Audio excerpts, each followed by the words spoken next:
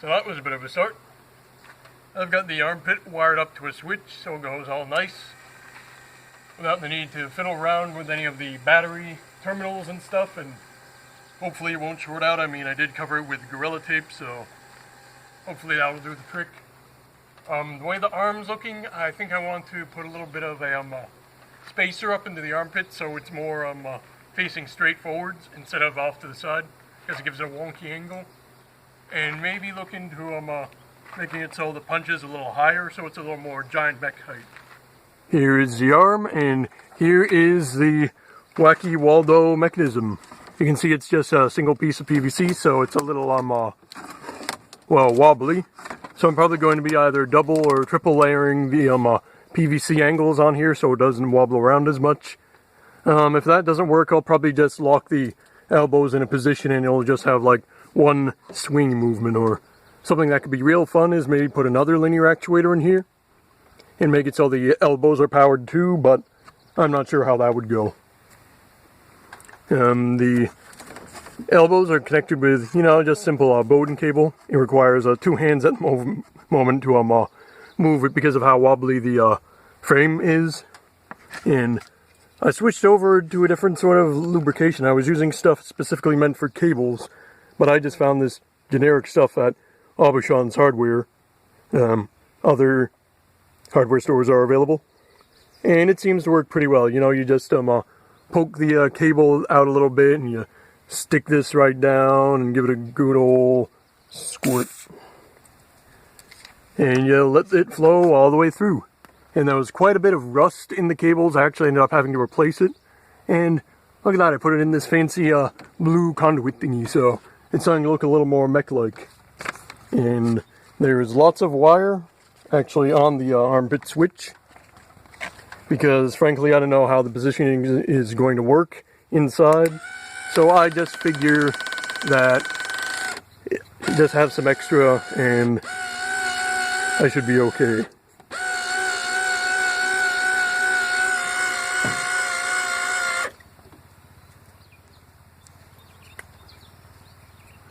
And back down we go.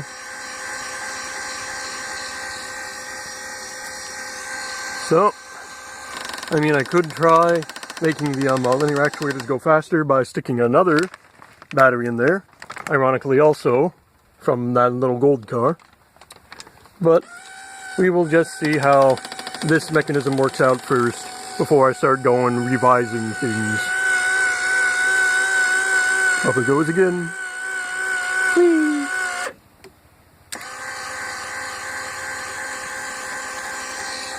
And also something I'm a little worried about is the clearance for this Waldo arm, because at its current length it's really pushing the limits of the cockpit space, so I might just lop off this front piece and put the handle to pull it right here instead. So might be a little bit shorter of a Waldo, but then again it's also going to be moving around the cockpit quite a bit, so we'll have to see. And I'm just a little reluctant to get into the cockpit at the moment because this PVC cement is still drying. They say you should take like 24 hours for it to fully cure, so I'm waiting for the fumes to dissipate. And I've also discovered something kind of funny underneath.